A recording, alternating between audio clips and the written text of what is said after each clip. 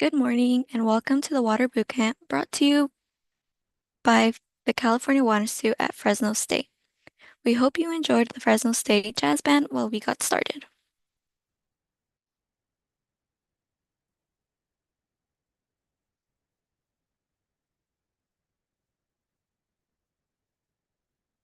My name is Victoria Vera. I am a junior at Fresno State studying business, and I will be the moderator for these sessions. As I mentioned earlier, these virtual education sessions are brought to you by the California Water Institute at Fresno State. CWI is celebrating 25 years of working to integrate and coordinate Fresno State's interdisciplinary research and education of water-related programs. We do this in collaboration with water stakeholders to facilitate and develop the development and communication of research-based solutions to water challenges in California. The mission of CWI is to connect academia to the water community to solve water management challenges through education and research. To achieve this, we engage faculty and students in developing interdisciplinary research-based solutions to water challenges for a sustainable water future. In celebration of Water Awareness Month, CWI is hosting 3 water boot camps in English and 1 in Spanish this month. We are going to kick off the morning with a conversation about surface water rights, followed by surface water distribution, the delta, and end with private well ownership. You can submit questions as we go on the YouTube chat feature. There is a slight delay between the presentations, so please ask your questions as they come to mind, so we make sure the speakers are able to get them on time. Questions will be answered at the end of the presentation. This session speaker is CWI's Assistant Director Thomas Holyoke. Assistant Director Holyoke is a political science professor specializing in water rights.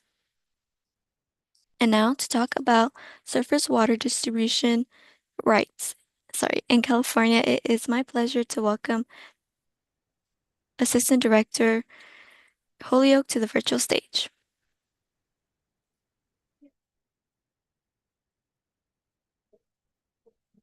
I am assuming that this is all working out. I assume that everyone out there can hear me and see the slide. Everyone can hear the slides on the screen. So good morning, everybody. I'm Dr. Tom Holyoke, Professor of Political Science and Assistant Director of Research and Education at California Water Institute. And I get to kick it off this morning talking about a very complex subject, which we're going to cram into a relatively small amount of time, and that is on surface water rights, by which we mean the legal right people and organizations and even governments have to use California's water.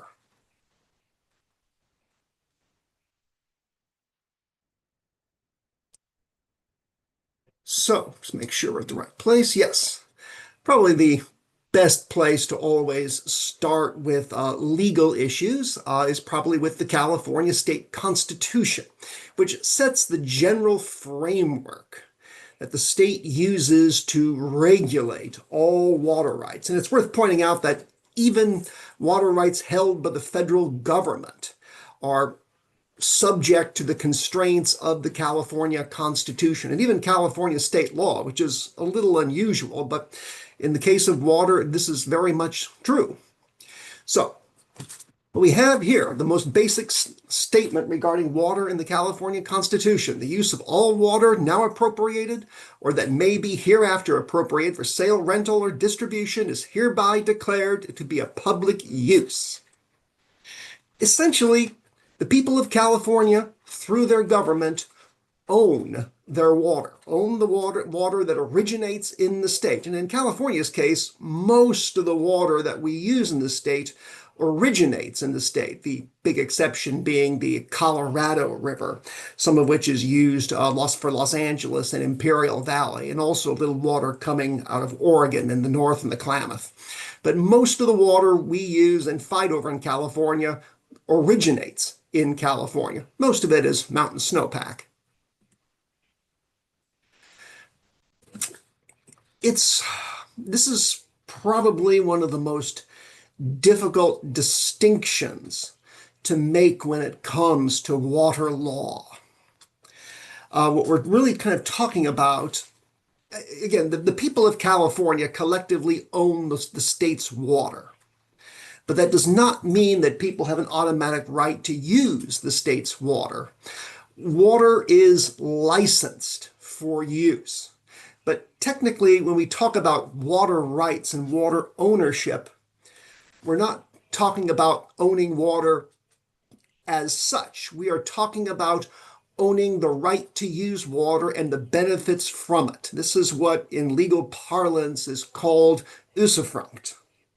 As they said here, the legal right of using and enjoying the fruits or profits of something belonging to another. That's the important distinction with water rights.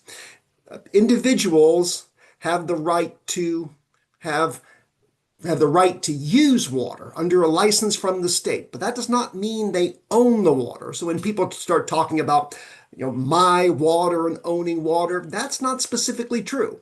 They own a water right, a license to use the people's water. Now, I don't expect everyone to read this slide here in its entirety from the California Constitution. These slides, I believe, or the video from this is, I'm sure, is made available to you. But this contains some of the basic state restrictions on water use. Particularly going to about, say, the mid part of the slide, we have the sentence reading, "The right to water or to the use or flow of water in or from any natural stream or water course in the state is and shall be limited to such water as shall be reasonably required for the beneficial use to be served. And such right does not and shall not extend to the waste or unreasonable use or unreasonable method of use." There are two very important qualifiers on water use: what we call the standard of beneficial use and the standard of reasonable use. The concept of beneficial use goes way back to the 19th century. The idea is that water, being a scarce resource, must never be wasted. So when a person acquires a water right, a license to use water, that the person with the right cannot waste that water. The water has to be put to some practical, and in practice, we're talking about profit making, but it has to be put to some practical, beneficial use. Can't hoard the water, cannot waste the water. You have to use the water for something, and if you don't use the water, you can lose your water right. The other standard here, that of reasonable use, is arguably not as well understood in California law. And for much of the state's history, reasonable use was, I think, largely ignored. But in the last few decades of the 20th century, focus started coming into the notion of reasonable use and whether the standard of reasonable use was actually a more restrictive standard than beneficial use. In other words, if a person has a water right to, say, 200,000, acre feet of water, well, that's actually a strangely large number. Let's say 1,000 acre feet of water, and complies with the beneficial use requirement that they're going to use it for agricultural irrigation, long recognized as beneficial use. But it may be that the state believes that 1,000 acre feet is still more than enough water to water the fields using reasonable methods. Therefore, it may be possible under the reasonable use standard for the state to further constrict a water allocation under a water right because the amount of water the person has a license to may be more than they really need. Therefore, some of it would not be reasonable use. If that sounds confusing, well, it is confusing. Again, state law remains rather unclear about the concept of reasonable use, although it is showing up more and more in a lot of litigation regarding water. So, California really has two principal water rights laws. And These water rights laws primarily apply to surface water. That is water coming out of rivers, streams, lakes, and again, most of it beginning as snowmelt up in the Sierra Nevada mountains. Traditionally, water rights has not applied to groundwater, although there are changes that are starting to happen there. The main water right recognized by California. In fact, this water right is recognized by all of the western states in the United States. That is, the states from the Rocky Mountains to the Pacific Ocean, most of which are quite arid. This right we call the right of prior appropriation, or sometimes called the appropriative water right, actually has its origins in California. Origins in basically the tradition of mining, beginning, kind of around the gold rush and following that whole gold rush history in California. Miners needed water in order to find gold, whether that is, claiming the flow of water so they could pan for gold or run water through sluice boxes for gold, or diverting water out of rivers in the mountains so they could use it for hydrologic blasting. Either way, water was necessary for mining, and there was a finite amount of water.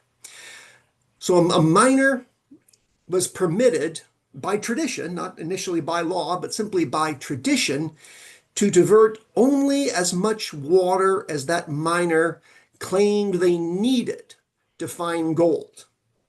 The miner had to indicate how much water is being diverted. They had to indicate the reason they were diverting the water. And the last part, in many ways, this is the most important part. They had to indicate the date of their water right claim. Date is very, very important.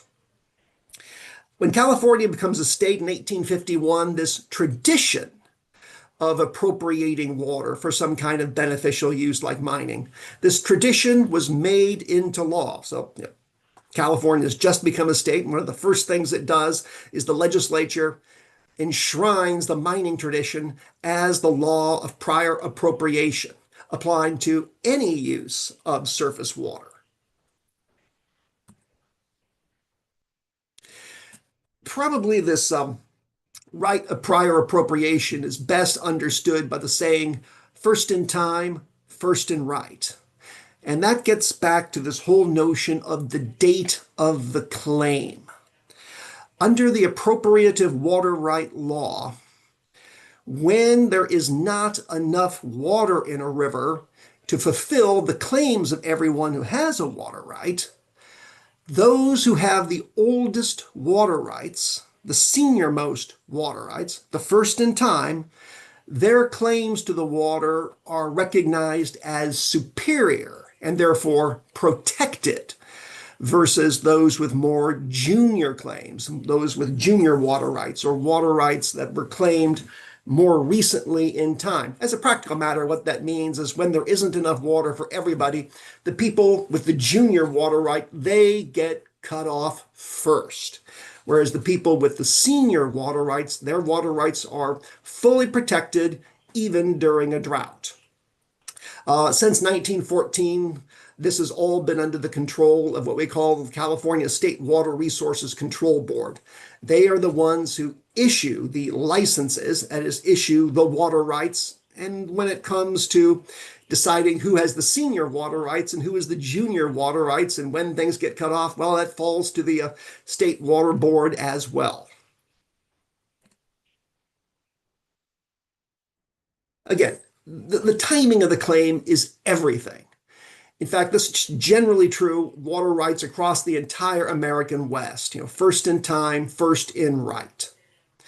Some other aspects, important aspects about the appropriative water right claim is that we recognize a water right as a private property right to use water. Again, not to own water, but the right to use water for some beneficial purpose.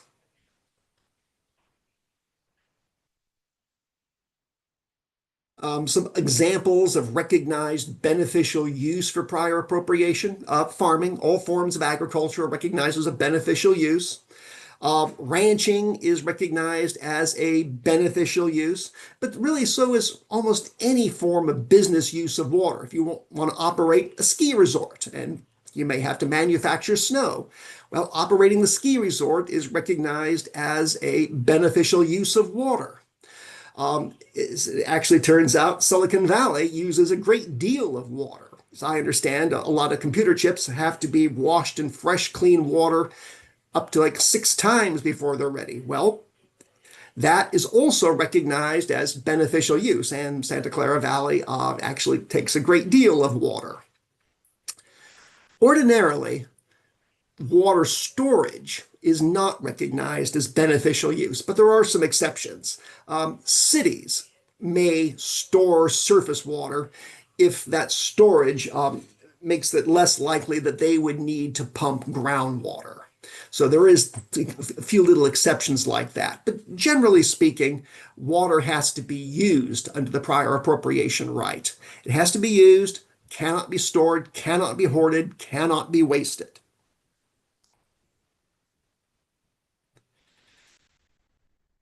Again, because this is recognized as a private property right, while water right can be taken away if the water is not beneficially used in 5 years.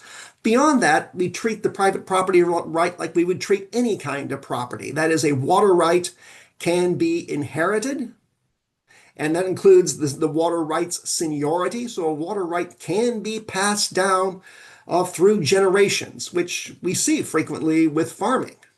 A water right, however, may also be sold to another person with its seniority intact, which of course means that very senior water rights dating back to the 19th century are extremely valuable because those are the last water rights that would ever be cut off in a drought.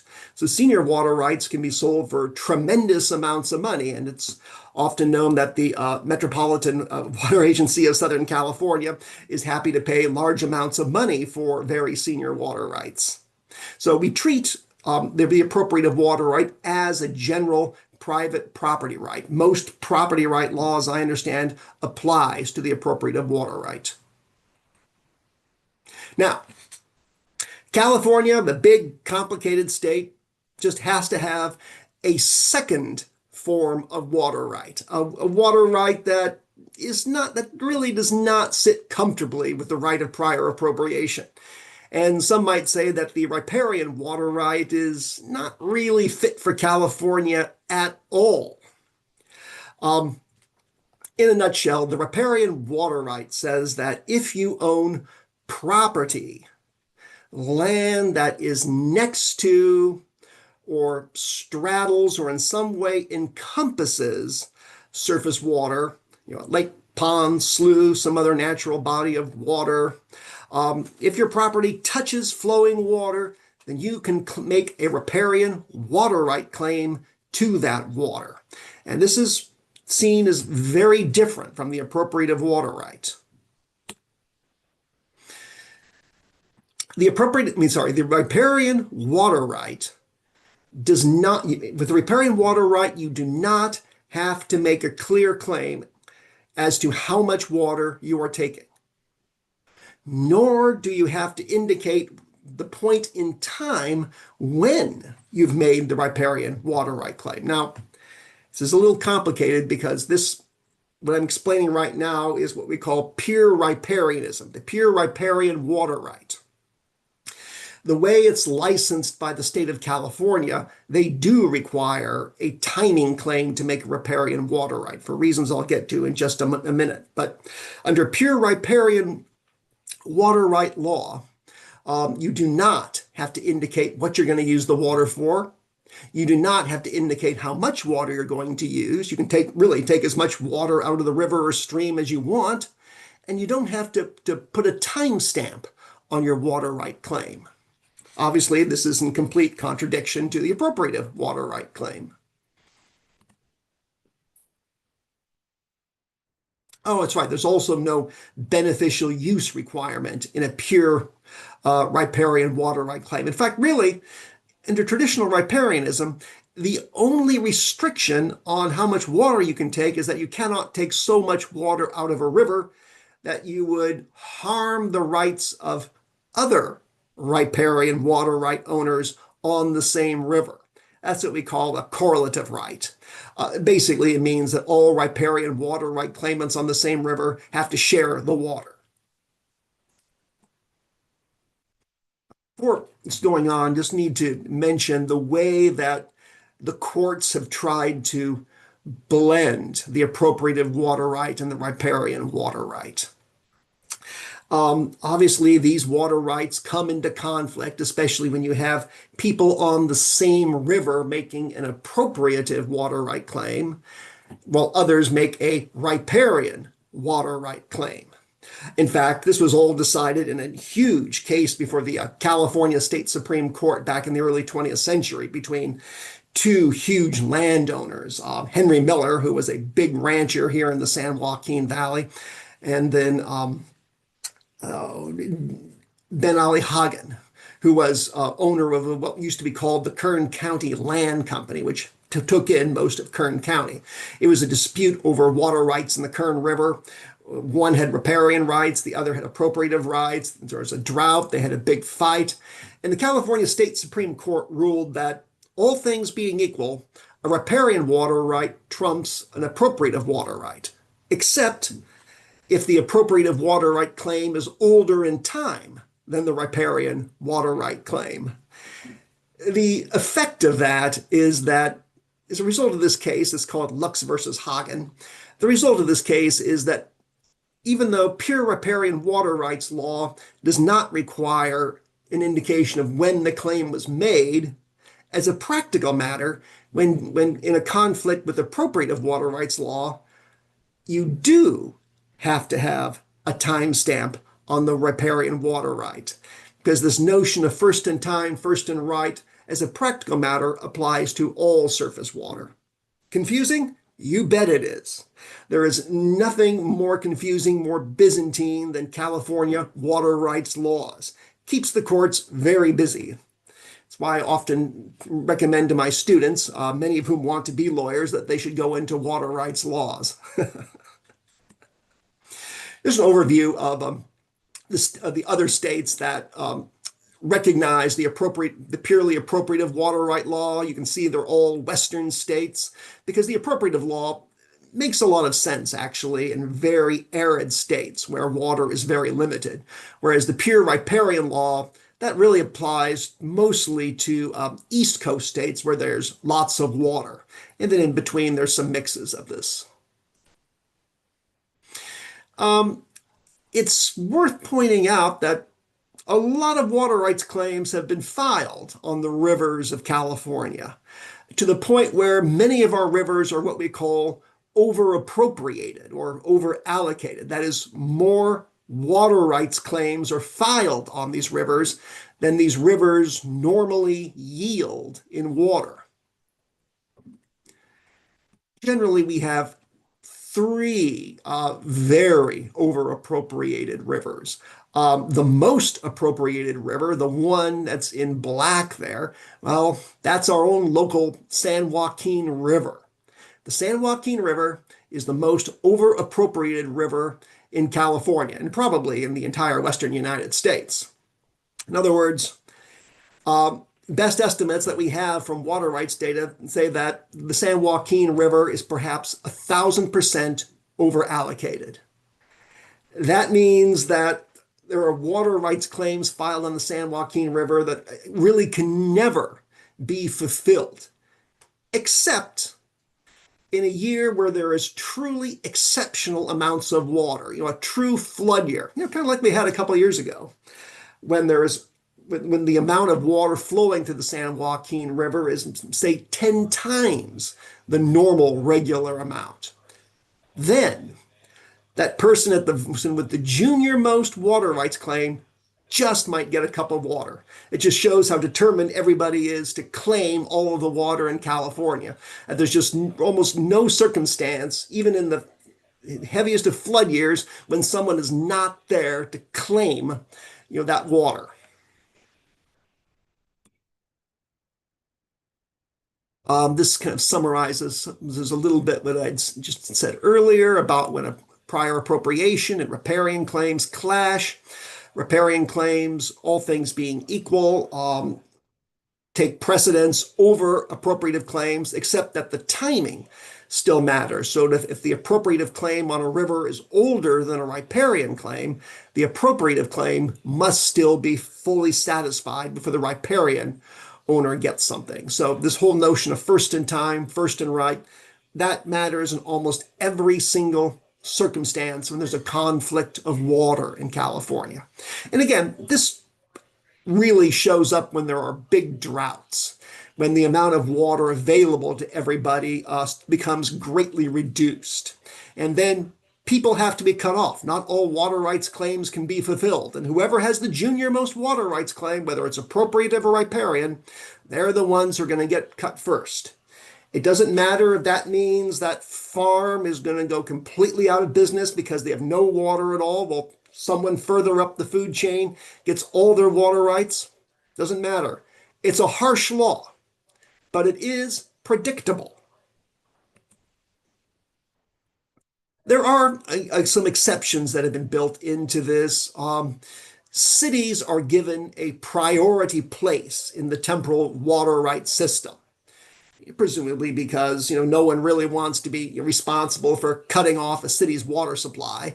Many cities in California do rely pretty heavily on surface water, although other cities, including the city of Fresno, actually rely pretty heavily on groundwater, supplemented by surface water. But many cities depend very heavily on surface water. Los Angeles comes to mind.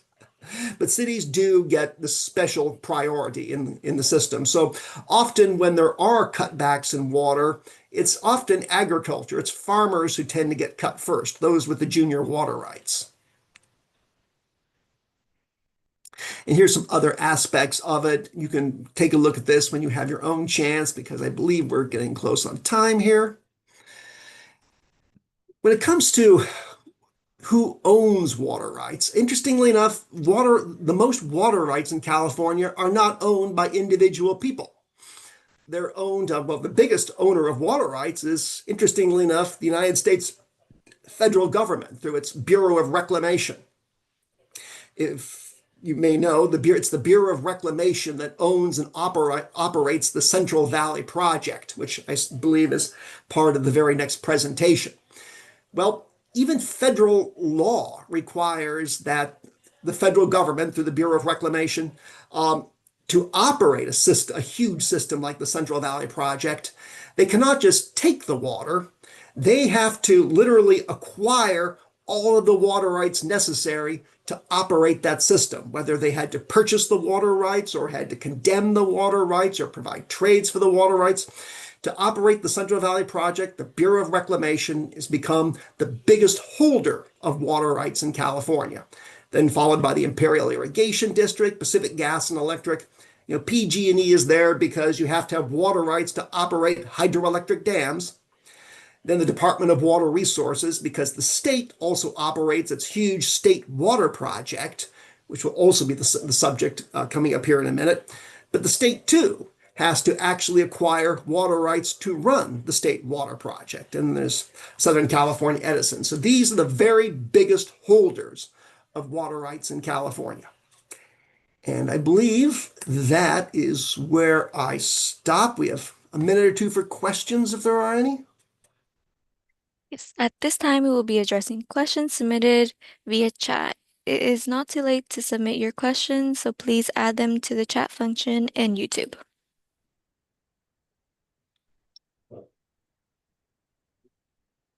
Okay.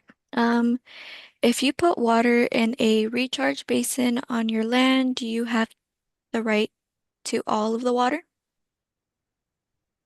Yeah, good question, to which I do not have a clear answer because it doesn't seem that the state has a clear answer. This came up a couple of years ago when there was a lot of excess water because of all of the flooding that year. Many farmers, in order to help comply with SGMA, the state groundwater law, wanted to take excess surface water, put it in recharge basins. This was a legal problem for California because putting surface water in a recharge basin is generally not considered to be beneficial use. So it wasn't clear under state law that you could do that, even though it was a very desirable thing to do. That year, Governor Newsom actually issued an executive order, a proclamation, making it legal for, I think, about a year. But this is one of those things that probably really requires the state legislature to put in and create a permanent fix because now that we're really focusing on groundwater recharge, and a great source of that is surface water when there's surface water available, we really need a legal system that makes that possible. And our legal system right now really does not.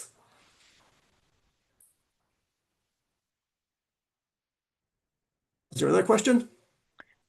It looks like that was all the questions in the chat. If you have additional questions that we did not address, please email us. Thank you, everybody. Thank you for joining us for this session. We hope it was informative. The session was recorded and will be available on YouTube until June 15th. Before we take a break, I would like to invite you to join CWI Listserv by following the link on the QR code to be the first to learn about CWI's projects. We will now transition to a short break.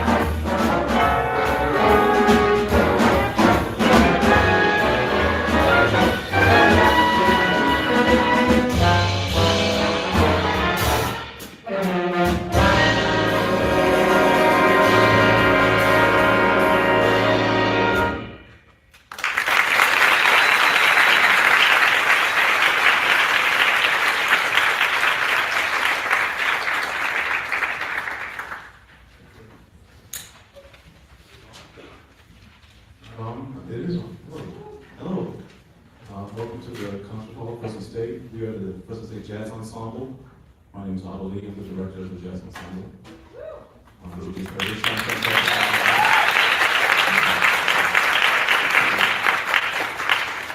That first tune we heard from was an original composition by John Fedshock, the great trombonist that was here towards the beginning of the semester. That's entitled The Chopper. This next one is a classic done by the great Count Basie, and it's entitled Good Baby.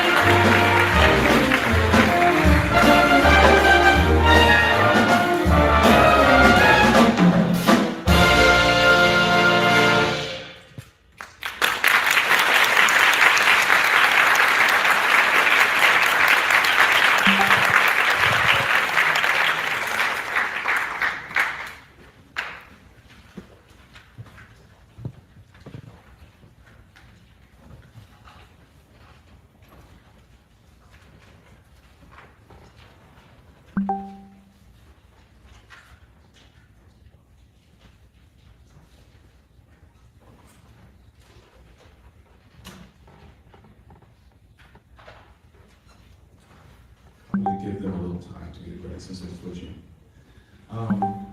Yeah, so that was good bait.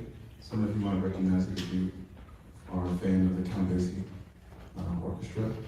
This next one is another one that comes from the classic songbook that we play from typically. And this one is entitled Body and Soul. This was a sax player favorite. You know, it's basically mandatory that you play this at least once in your life as a saxophone player, I think, in the educational system. So our lead alto player, Evan, is going to get his introduction.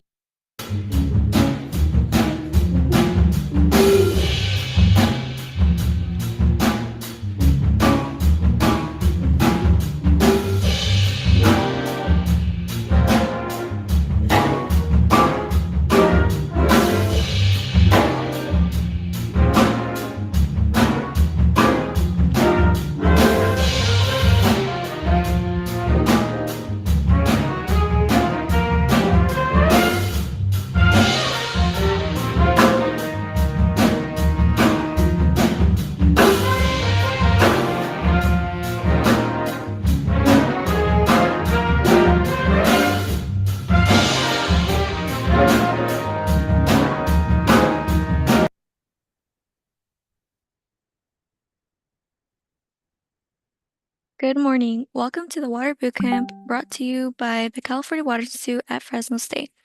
We hope you enjoyed the Fresno State Jazz Band while we got started. My name is Victoria Vera. I am a junior at Fresno State studying business, and I will be the moderator for these sessions. As I mentioned earlier, these virtual education sessions are brought to you by the California Water Institute at Fresno State.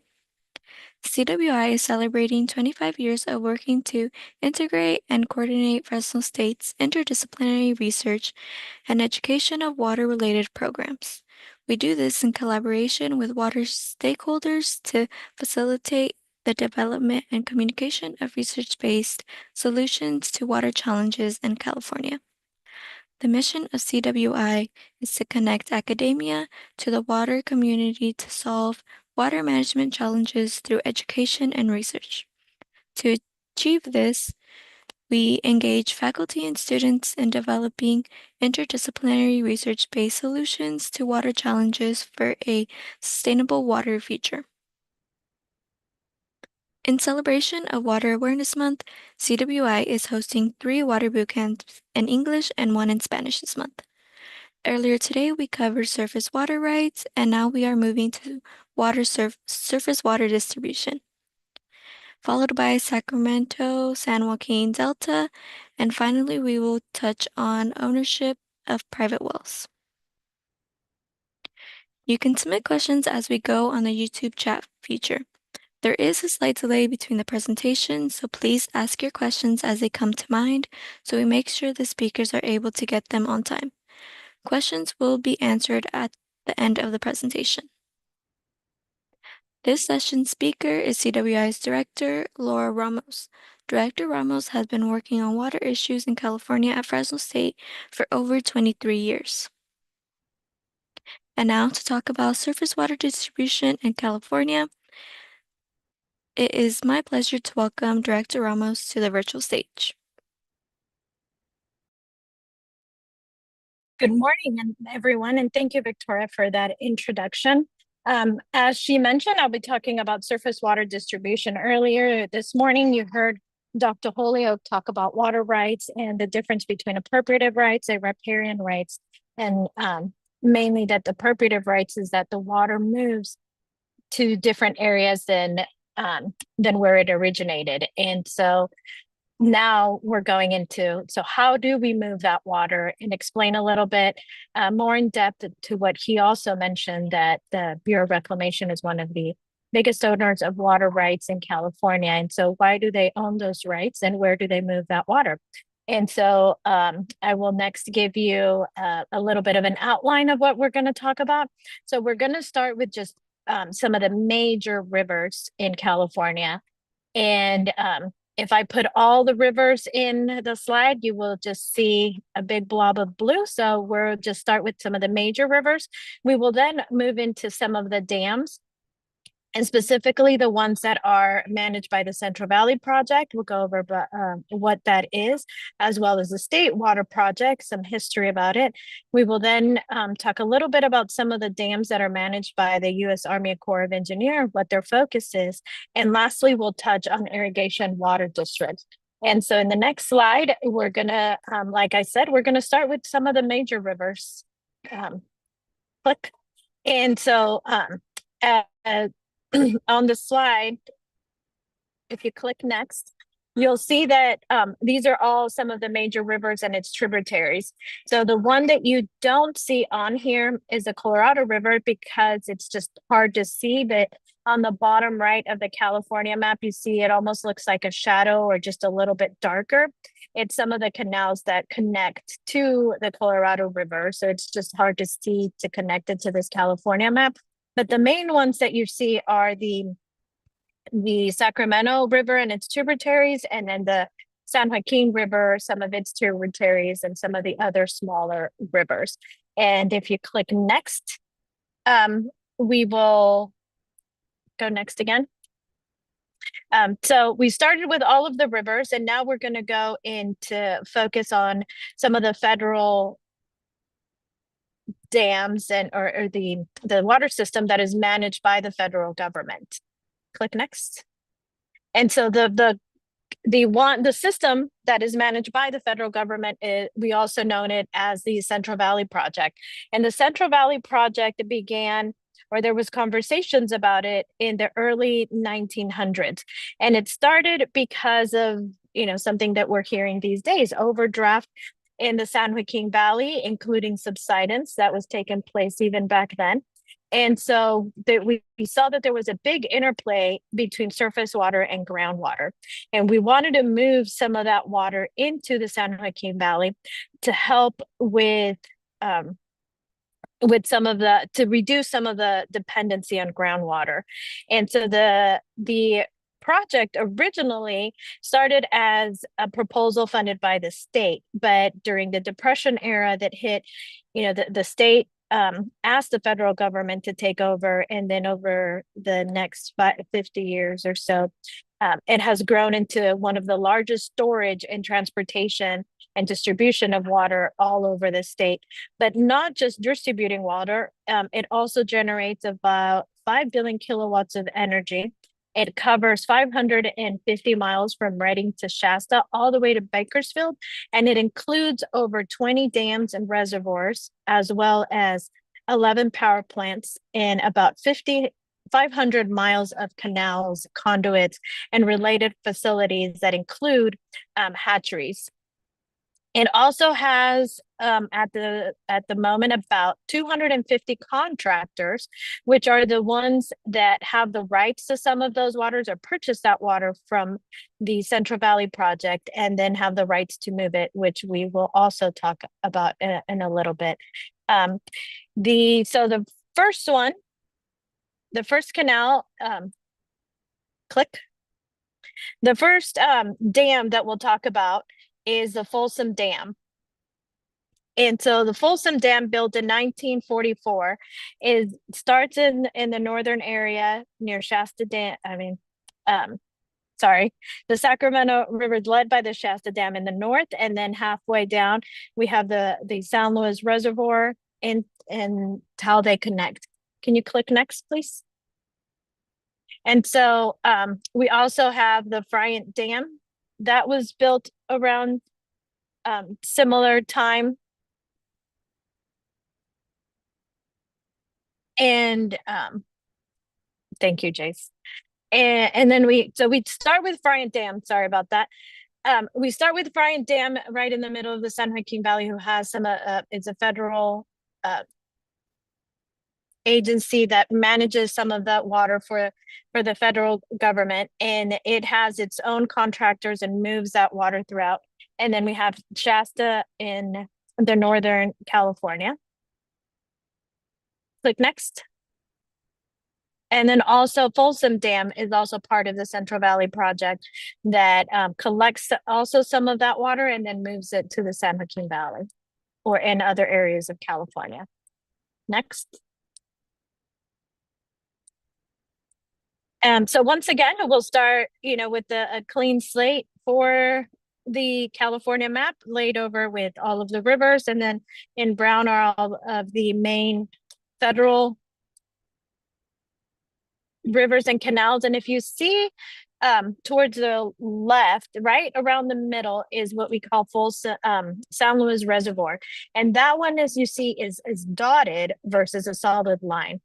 Next, Jace. And so the reason why it's dotted is because that one's actually shared between the State Water Project and the Central Valley Project. And so what is the State Water Project? So as I mentioned earlier, the Central Valley Project was created by the federal government to help the state move some of the water to prevent over extraction of water in the San Joaquin Valley. And then years after that, there was a lot of rain, and so there became some flood concerns. And by then, the state was getting out of the depression and had funds, and so they started the State Water Project to augment what the federal Central Valley Project had done. And so managed by the Department of Water Resources. It was originally proposed in the 1800s, but funding was finally secured in the 50s and then continued to be built. It supplies water to about 27 million people, and it irrigates about 750 acres of farmland. It diverts water mainly from the Feather River and Oroville Dam. And then some of its key features are the California Aqueduct, and that is around, that you can kind of see when you're moving through the I-5. Next. And so the Oroville Dam was finally completed in 1968. And then next. And then also part of the the State Water Project, as I mentioned earlier, is the San Luis Reservoir, which is actually a joint managed by the State Water Project and the Central Valley Project. Next. And so in the next slide, we're going to zoom in a little bit so that you can see a little bit more of where it is dotted.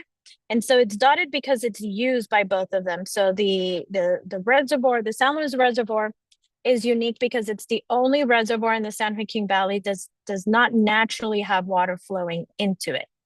It is water that is pumped from the delta into this reservoir, and then from there it can be moved into the State Water Project or the Central Valley Project to move it around to the different areas that it needs. And so instead of building a parallel system, they jointly manage and operate and maintain that portion of the conveyance system. Next. And so in addition to the state and the Bureau managing some of the water in California, we also have other ones that are managed by the U.S. Corps of Engineers. And so one of the biggest difference for this system is that its primary focus is flood control.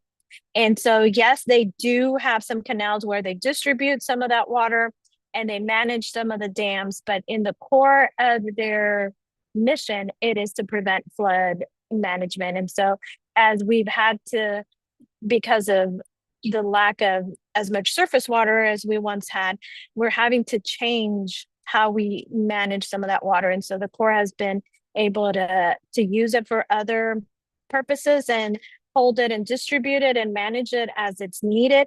But again, at the core of their mission of those dams is flood protection.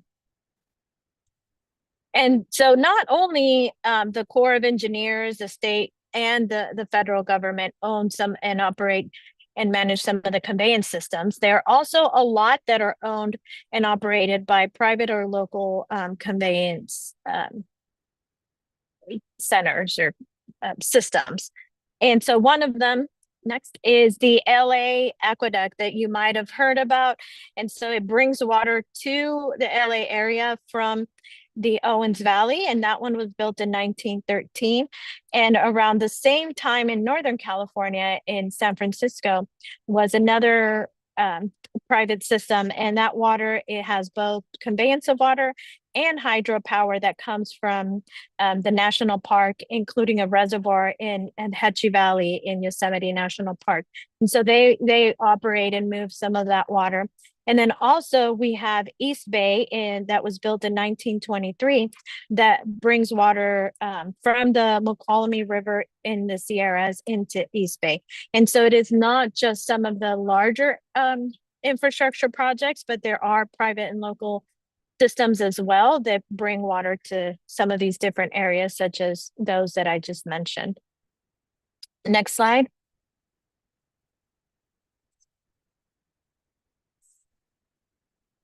Oh, click next. Yeah. We went over the LA Aqueduct, the San Francisco Aqueduct, and then the last one. Click next again. Next again, Chase. Again. Yeah, thank you.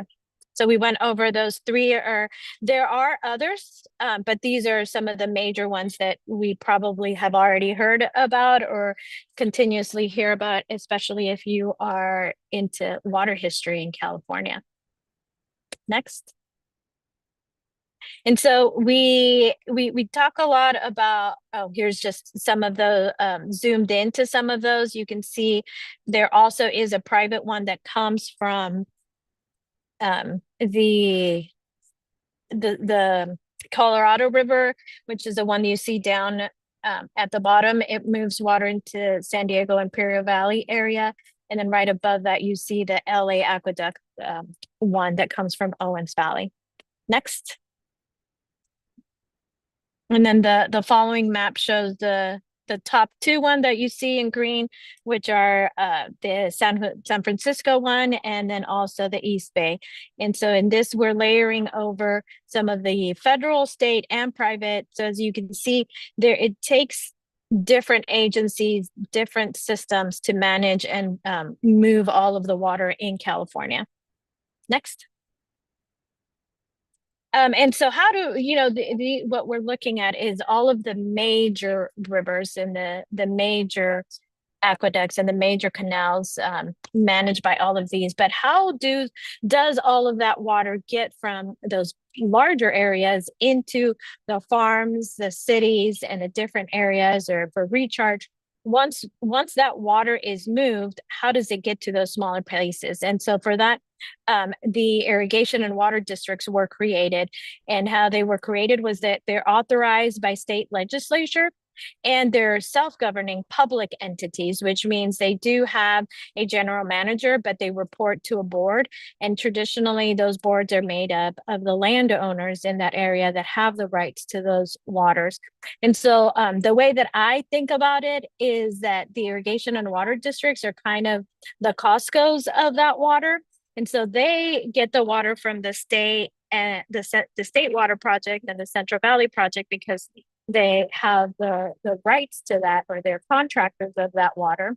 And then the smaller landowners have pay taxes or a membership into those districts. And then from there, that authorizes them and gives them the right to some of that water. And so the irrigation and water districts get the water from the Central Valley Project, the state water project, some of the local water as well. And then they're the ones creating some of the smaller canals, ditches to move that water within their defined boundaries. And they have a very specific, as I mentioned, boundary where water cannot be sold or moved out of that area because now it's a different district.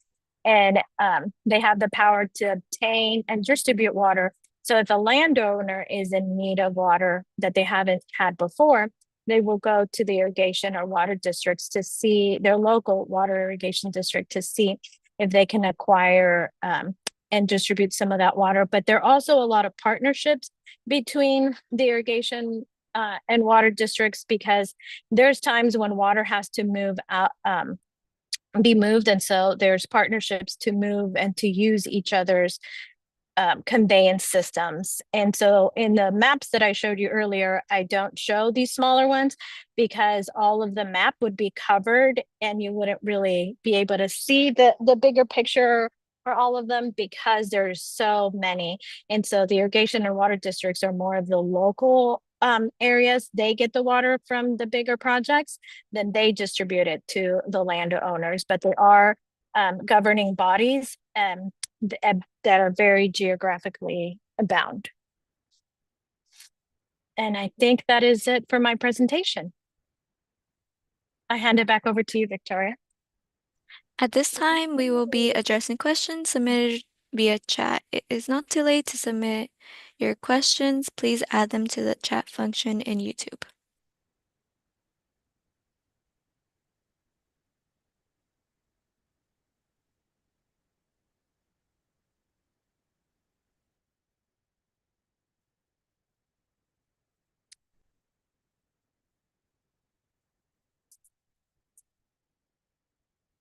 No questions, Victoria? Yep, there are no questions. If you have any questions and we didn't get to address them, please email us. Thank you for joining us for this session. We hope it was informative. This session was recorded and will be available on YouTube until June 15th. Before we take a break, I would like to invite you to join the CWI listserv by following the link on the QR code to be the first to learn about CWI's projects.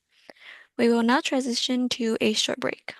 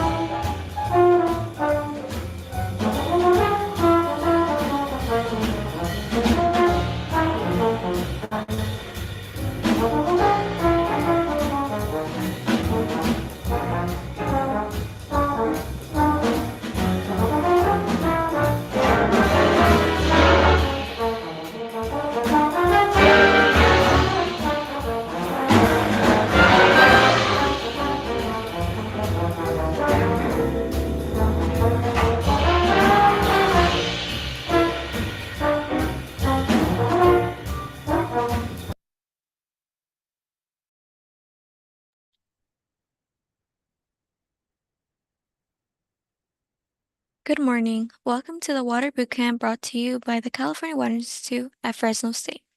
We hope you enjoyed the Fresno State Jazz Band while we got started. My name is Victoria Vera. I am a junior at Fresno State studying business, and I will be the moderator for these sessions. As I mentioned earlier, these virtual education sessions are brought to you by the California Water Institute at Fresno State.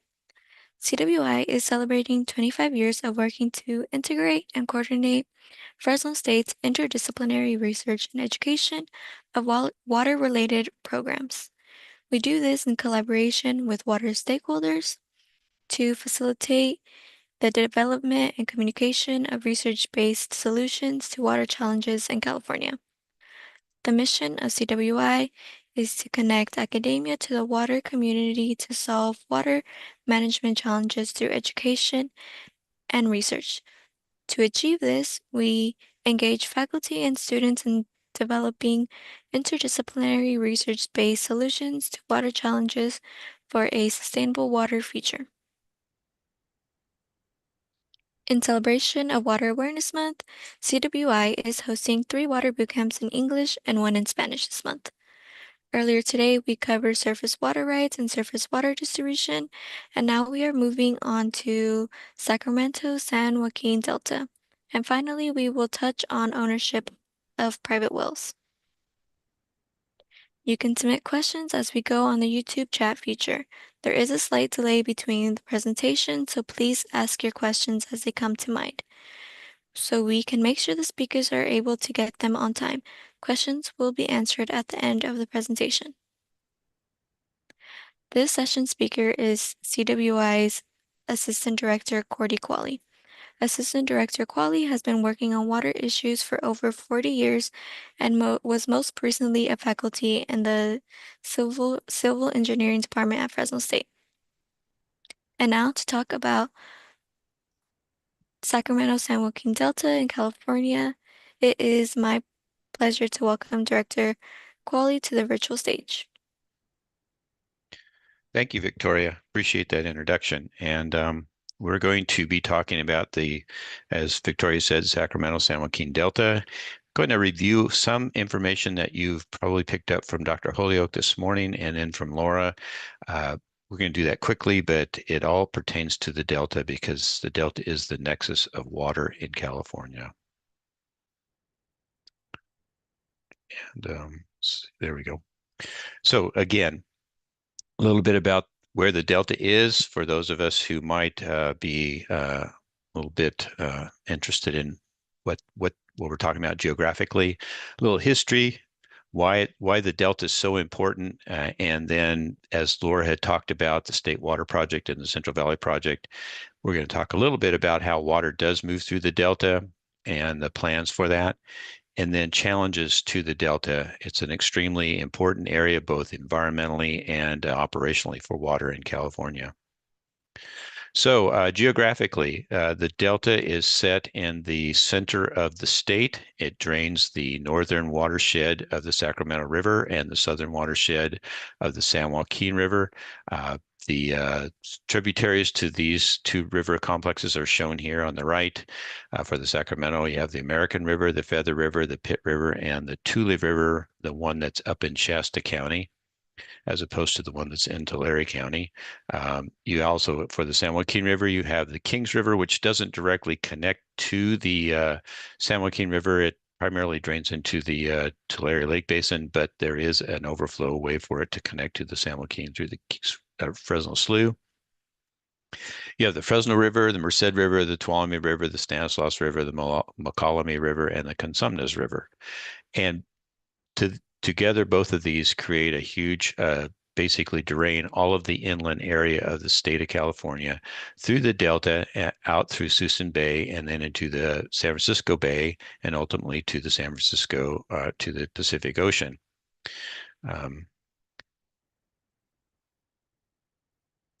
So here's a blow up of the valley of the Delta. Sacramento is to the east of the Delta. San Francisco's to the west of it. And then you can see this complex of channels that form the confluence of the Sacramento River coming in from the north and the San Joaquin River coming in from the south. These channels, this web of channels forms the delta and is the historic, basically construct of years and years of floods and flows, ebbs and flows of flooding and water as it drains from these two valleys into the delta and out through the bay. There is a political boundary for the delta. It's shown over here on the right. That boundary defines the delta area and helps with regulatory and rulings that affect these properties in terms of land use, in terms of how they operate, and what is the water quality, et cetera, in this area. All of the anadromous fish that spawn in the rivers in the Central Valley move through the delta out to the ocean for their maturing, and then they come back to spawn. So it's a huge ecological resource. It's also on the Pacific Flyway, so it's a place stopover for migratory birds. And then it's also access to the shipping ports of Sacramento and Stockton. So important hub of a lot of things, but one of the most important hubs is all of the water that moves through the state passes through not all the water, but a good deal of all the water from the inland area of the state moves through the delta. And it's also a great, the distribution hub for how we move water artificially throughout the state. Just a quick breakdown on average annual flows. Basically what we're talking is about what is the average condition in the delta, which isn't a condition that happens, at any particular point in time. These are just overall long-term averages. And you can see here that we move about 2,800 trillion, or 28,000 trillion acre feet of water moves through the valley, through the delta. A good part of it is from the Sacramento River. There are some channels that flow into, or natural streams that flow into the delta as well. And then the San Joaquin River is down here at 4,300. The reason that's so low is because a lot of the San Joaquin River water is today travels, as Laura said, down the Bryant Kern Canal, and not in the present condition, not very little flows into the delta itself. There is some local precipitation that falls in the delta, and then the Yolo bypass, which brings water from the Sacramento River into the delta as well. What I want to also point out is that there are outflows from the delta that exactly equal the inflows. And the reason for that is because inflow equals outflow, but some of you might say, well, what about the consumptive uses? Well, they are accounted for here, and they amount to about 1,700,000 acre feet per year. But you can see a majority of it, 75% of the average annual outflows go out to the bay. Not that water, most of the water is not kept in the delta. Most of it isn't moved out of the delta into other uses. Most of it flows out into the bay because that is the regulatory issue that we have to deal with in terms of trying to preserve the ecological balance there. We'll talk more about that later. But just to let you know, these are sort of the major places where water goes. The two other uses that happen are the export of water through the Tracy pumping plant, which is the Central Valley project that Laura told you about, and then the Banks pumping plant, which is the state water project that Laura mentioned. Finally, the Contra Costa pumping plant, which is moves water into the into the East Bay area. A little bit of history about the delta. We just want to point out some of these things that are here. They're boxed in red. I'm not going to spend a huge amount of time. You can see this here, but the major points in terms of historical things that happened in the valley, settlers began farming in the delta in the mid 1800s. Of course, that's also when the gold rush brought miners through. So the delta became a way to move miners from the Bay Area, arriving in the Bay Area, into the inland areas to start their operations there.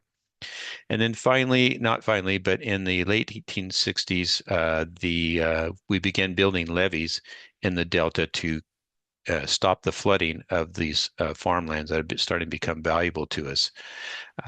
You can see on the right, as we've moved out through time, that the population of the state has increased by 20 times between the 1900 and 1990, and it's continuing to grow. In terms of actions that have happened in the Delta, the two that I want to point out here are the primary one that I want to point out is we'll talk about this again though, but in 1973, there was a realization that all of this water that's from the State Water Project and the Central Valley Project that is transiting through the Delta is vulnerable to disruption through a number of mechanisms, but one of them is the accidental collapse of a levee. So the state proposed, or DWR proposed, a peripheral canal that would take that water around the outside of the Delta, intercept the Sacramento River north of Sacramento, and move it around the Delta in a canal and deposit it at the south end of the canal where the Central Valley and the State Water Project pick up the water in their respective pumping plants. So just keep that in mind because we'll come back to that. A number of other things have happened as we've tried to understand the Delta and its ecology and work to preserve it. We've been involved in that for, since the 70s and earlier. Finally, out of all of that, the Delta plan was arrived at in the 2010, and it has been the kind of blueprint for how we try to preserve and operate the Delta for the benefit of the state of California. And there are some conflicting beneficials that have been stated in the plan to maximize or preserve the ecology and maximize the use of water. So those two can be conflicting at times. In terms of things that have happened to the Delta, some of them have not been in the Delta. Laura discussed the construction of the Shasta Dam as part of the Central Valley Project, which has altered the flows that have come into the Delta because of the regulation on the Shasta Dam. The Central Valley Project consisted of Shasta Dam and then the movement of water through the Delta to the pumping plant that lifts it out of the Delta into the Delta-Mendota Canal, and then transportation through the Delta-Mendota Canal down to the Mendota Pool. And then there's a reason for that. We'll talk about that in a minute. So hold that thought. Also, the State Water Project, which constructed the Oroville Dam on the Feather River, regulates outflows on the Feather River down into the Sacramento River. That water moves into the Delta, is picked up by the Banks pumping plant, and lifted into the State Water Project, which distributes water through the San Joaquin Valley for agricultural uses, but also sends a large amount of that water down to Southern California to provide water for that area. And remember the peripheral canal, which we'll talk about again in just a minute. That project was never constructed because it was never funded by the people of California. So now we're talking about another option to move water from the Sacramento River down to the pumping stations, and that's called the Tunnel Project or the Delta Conveyance Project. Same thing. It was proposed in 2018 and started out as a twin tunnel project under Jerry Brown Jr. And then as under Newsom's administration was changed to a single tunnel. We'll talk some more about that as well. So stay tuned. Finally, in terms of legislative actions, the state and the federal government have been actively involved in the Delta, both because of the State Water Project and the Central Valley Project, but also in terms of environmental regulations that are been applied and tried to be implemented in the Delta area. Remember the Central Valley or the peripheral canal? Well, it was proposed for in the 80s. There was a vote to fund the construction of the peripheral canal through bonds. That did not pass, so that project was never constructed. The also talked about the farming operations in the Delta and the levees that were constructed, which were not constructed as engineered levees, many of them. So because they're vulnerable to collapse or overtopping, in the 1988, the California's legislature passed a bill to fund the um, reinforcement of those levees to bring them up to seismic standards. So that is ongoing, and we'll talk a little bit more about that when we get further into the Delta project and start talking about subsidence and how important those levees are to protect that land and the quality of water in the Delta. Finally, in the 2009, the Delta Stewardship Council was created, and this is the body that does a lot of work in the Delta to preserve its to meet those two action requirements, preserve the ecological balance and quality of the Delta, and also maximize the use of water for people. So they have a very creative task to undertake and maintain that Delta, and they're working very hard at that and using the best science that's available. So why do we move water through the Delta? It's a little bit of a complex story, and Dr. Holyoke mentioned the Miller-Lux agricultural operations. They were a couple of very smart people. They realized that in the Central Valley there is great agricultural potential, but also for that potential to be realized, you needed water. And they also realized that there's a lot of land on the west side of the Central Valley and the San Joaquin Valley that is flooded due to the San Joaquin River. It's basically called swamp and overflow land. And it couldn't be used well because of the flooding on the San Joaquin River. But that flooding could also be a benefit. So they came through, bought up a lot of that land, and bought up the water rights as well to the San Joaquin River. Fast forward to the Central Valley Project, which was implemented in the 1940s to with one primary purpose, and that was to save the agricultural use business in the San Joaquin Valley. It had started to run into problems because of declining groundwater table in the Central Valley. So the solution was to provide surface water for irrigation rather than use pumps to irrigate groundwater to irrigate the crops. Central Valley Project moved, as Laura said, moved water from the Sacramento River down through the Delta. But one of the other primary aspects of it was to move water from the San Joaquin River down the east side of the valley through the Bryant Current Canal all the way down to Bakersfield. And along the way, it was distributing surface water to water rights contractors on the east side. But that meant that the Miller-Lux people, who are subsequent owners of the Miller-Lux operations, would lose their water rights to the San Joaquin River, and that's just not done. So as Dr. Holyoke mentioned, there was a trade, a radio-tradio thing that went on where the Central Valley Project basically took the San Joaquin River, sent it down the east side of the San Joaquin Valley, but then gave that water back to the Miller-Lux properties through from the Sacramento River, and that's what spawned the use of the moving the water through the Delta, pumping it into the Delta Mendota Canal, sending it down to the Mendota Pool, where it is then distributed to the Miller-Lux owners, which are now big farm operators. Here are the elements of the Central Valley Project. Laura described those, so I'm not going to go into them too much, and we've already talked about them to a great deal, but you can see them listed here. Here are some of the pictures of just some of the elements. Water moves from the north end from the Shasta Dam down the Sacramento River into the north part of the Delta, goes through the south, moves southward through the Delta, as well as out through the Delta to the Bay, ends up down here near Tracy, where there's a lift station that puts it into the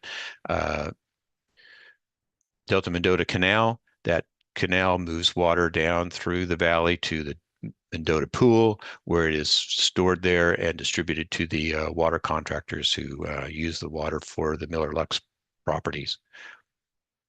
State Water Project, Laura again described that pretty adequate, completely described that, so we don't need to go into it much more, just to say this is a picture of it. You can see that it basically takes water from Lake Oroville down the Feather River to Sacramento River to the Delta, transports through the delta to the south end where it's picked up and put into this State Water Project's California Aqueduct. It's also moved down through the valley to San Luis Reservoir, where it's stored there as a kind of an offline buffer for the water. And then that's distributed to agricultural users and also municipal industrial users in the South Valley and the SoCal. Here's some pictures of some of those things: the Banks Pumping Station, the California Aqueduct, San Luis Reservoir here, and then down onto Tehachapi's. If you're ever going down I-5, you look off to the right and you'll see the Edmondson's pumping station with those big pipes going up the side of the Tehachapi Mountains. The Delta is an incredibly diverse and complex place. If you think back to pre-settlement days, this was a rich environment that was fed by both the Sacramento River and the San Joaquin rivers, and had an ebb and flow, so that in the spring when snowmelt happened, you'd have huge inflows into the delta and a big flush. And the ecology of the delta was set by those eons of this spring melt, high runoff, and then diminishing flows, and through the summer and into the fall, and then this resurgence again in the spring.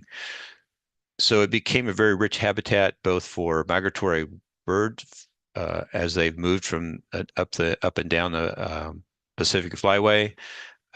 It also deposited a lot of peat in the area, which became rich farmland as settlement moved in the 1850s. And then there are a number of native species that became part of the ecology of the delta. One of them is this delta smelt, and it is what we call an indicator species. A lot of people have cursed this fish, and a lot of people have blessed it. Today, we can't find them in the net catches to count the population, so we don't know whether they are extinct or not, but they are definitely diminished because of the change in the ecology of the delta due to our use of the water for farming operations and also municipal industrial uses, and the change in this ebb and flow, this historic ebb and flow of water through the delta. The other issue that is caused by the change in the ebb and flow and our use of water has been saltwater intrusion. We have it comes from two locations. One is from the salt water in the bay and Suisun Bay, that is because of water pressures and sea level rise. It tends to force its way further back up into the delta. So if there's not enough fresh water to push it out, it kind of backflows into the delta, and this causes problems. And then the San Joaquin River is a source of salt because of its it picks up the salts from the valley and also irrigation tailwater. One other issue is we talked about the farming in the delta, and it started in the 1850s, and we started building levees to protect that rich farmland.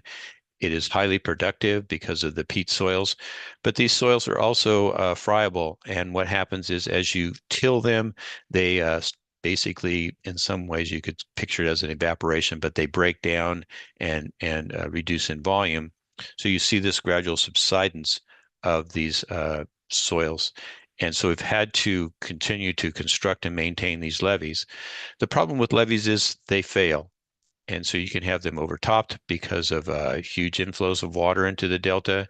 You can have just a levee failure because of its lack of maintenance and rodent hole or something like that. And also the biggest one that we worry about in California is a seismic failure, which is what we call geotechnically the soils within the levees are supersaturated, and they get liquefaction occurs as a result of the seismic activity, and you end up with a failure.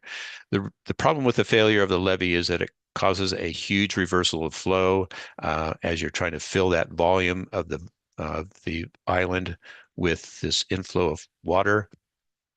all of a sudden water that was going south now goes north, or water that was going north goes south, or water that was going west now goes east, and you draw water from the bay rapidly into the delta, causing saltwater intrusion, et cetera. So it's a big problem, and one of the biggest ones for operations of man's operations of the delta is that it shuts down the ability to move water through the delta as a transfer hub. In other words, we have lost the ability while this because of this failure to move water from the Sacramento River down through the delta into the San Joaquin Valley in Southern California. Here's just a picture of the Delta Islands and some of where the subsidence areas are, and you can just see that they're numerous in here. Some of them are 15 to 20 feet below water level. So how do we resolve this issue if there is, the fear of a levee failure and the inability to move water through the delta was first proposed to solve that problem with the peripheral canal that was not that failed to be funded by the people of the state of California. So now there's another proposal that started out with Jerry Brown Jr.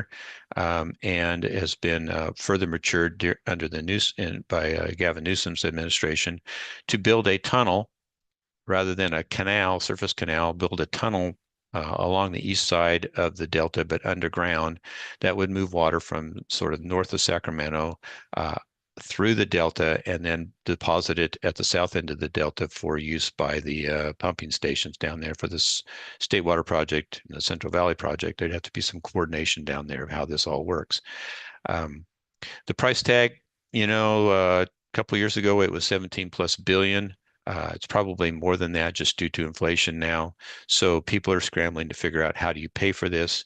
And as these type of projects go, it's kind of hard to sometimes stay within budget. And as with everything having to do with water in California, there's a lot of controversy over this tunnel project because it takes water out and doesn't pass it through the delta, but it conveys it basically around the delta. And there's a lot of fear that this change in the water flow through the delta will also unbalance the ecological further unbalance the ecology of the delta and also impact water users within the delta itself. A lot of opposition, a lot of support. Primarily, the support comes from farmers and the people who would use the water in Southern California, and a lot of opposition because of the farmers in the delta and the tribes and local communities. One thing we do know is that you're not moving water in the state of California from the Sacramento River complex down to the San Joaquin Valley and Southern California without the delta, one way or the other. Another thing that we're trying to do is, as I mentioned, the Stewardship Council is trying to balance two problems. Two actions. One is to have use of the delta and its water, and also to preserve the ecology. And one of the ways that we're currently trying to do that is to recreate that ebb and flow through voluntary agreements. So that ebb and flow has been disturbed by the dams we have built, and Laura mentioned those. And the reason that we've disturbed that is because we try to hold water back for irrigation rather than let it flow in the spring. So we're trying to rebalance that ebb and flow using voluntary agreements, and those have been worked through by the State Water Resources Control Board with the various water users and water rights holders on the Sacramento River and its tributaries, and in the San Joaquin River and its tributaries. These agreements are incredibly difficult and complex. They're taking a long time to complete because many stakeholders and many users see water in different ways and why it's important. And the thing is that you got to get it as right as you can get it, because failure to get it right will result in probably a huge rollback and retry and a lot of loss of trust. So it's important that these details get thought through both from the scientific and use standpoint. So those are being worked through even now. I'm not sure when they'll be completed, but they are in progress. Okay, I think that's pretty much all of my presentation, Victoria. We're ready for questions if people have them. Okay, at this time, we will address questions submitted via chat. It is not too late to submit your questions. Please add them to the chat function in YouTube.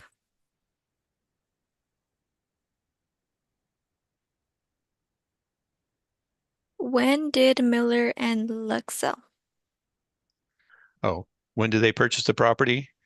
That was probably, I don't know the exact date, but it would have been in the late 1800s, early 1900s. I think it's more like the early 1900s when they started their operations. And as Tom Holiak mentioned, there was one in the San Joaquin Valley and then another down in the Kern County area where they had their property holdings.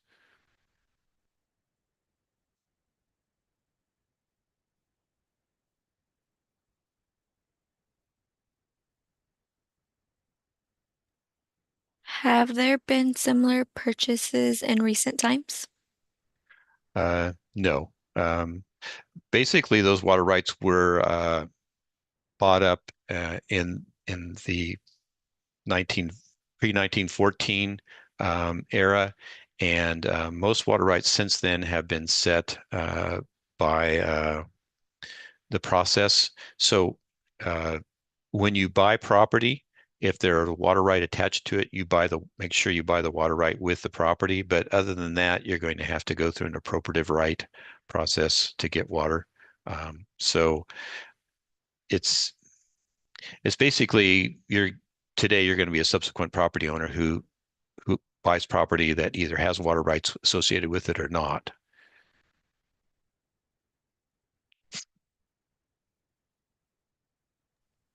That was all the questions in the chat. If you have additional questions that we did not address, please email us. Thank you for joining us for this session. We hope it was informative. This session was recorded and will be available on YouTube until June 15th. Before we take a break, I would like to invite you to join the CWI listserv by following the link on the QR code to be the first to learn about CWI's projects. We will now transition to a short break.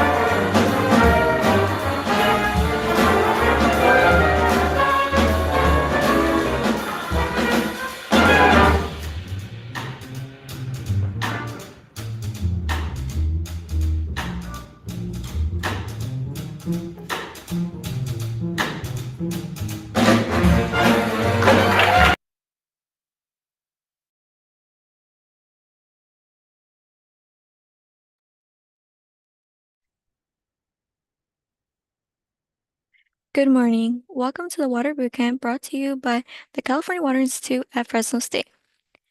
We hope you enjoy the Fresno State Jazz Band while we got started. My name is Victoria Vera. I am a junior at Fresno State studying business, and I will be the moderator for these sessions. As I mentioned earlier, these virtual education sessions are brought to you by the California Water Institute at Fresno State. CWI is celebrating 25 years of working to integrate and coordinate Fresno State's interdisciplinary research and education of water-related programs. We do this in collaboration with water stakeholders to facilitate the development and communication of research-based solutions to water challenges in California. The mission of CWI is to connect academia to the water community to solve water management challenges through education and research. To achieve this, we engage faculty and students in developing interdisciplinary research-based solutions to water challenges for a sustainable water future. In celebration of Water Awareness Month, CWI is hosting 3 water boot camps in English and 1 in Spanish this month. Earlier today, we covered surface water rights, surface water distribution, and Sacramento San Joaquin Delta. We will now move on to ownership of private wells. You can submit questions as we go on the YouTube chat feature. There is a slight delay between the presentations, so please ask your questions as they come to mind so we make sure the speakers are able to get them on time. Questions will be answered at the end of the presentation. This session speaker is CWI's Assistant Director, Cordy Qualley. Assistant Director Qualley has been working on water issues for over 40 years and was most recently a faculty in the Civil Engineering Department at Fresno State. And now to talk about private well ownership, it is my pleasure to welcome Assistant Director Qualley to the virtual stage. Thanks, Victoria. Appreciate that. And thanks for the intro. As Victoria said, we're going to be talking about private wells, and we're going to look at a lot of things here that are going to probably challenge you a bit. What I'm going to ask you to do is not try to absorb everything, but as Victoria will tell you, that these sessions are being recorded, and I would encourage you to go back through the YouTube and watch the session, because we're going to talk about how to use some tools that are online, particularly in regards to contamination and well completion reports. You're not going to be able to catch it all as I go through it, so come back and use the recordings to get a hold of, to learn how to use these tools, particularly if you're a private well owner, because there's no one out there looking out after you. Unlike a user of a public water system who has reports that are issued if there's a water quality issue or a problem with their system, you don't get those because you have your own well and you're on your own. And so it's incumbent upon you to pay attention to that well and the quality of water that you're consuming, because it does directly affect your health. So we have to kind of figure out the system here.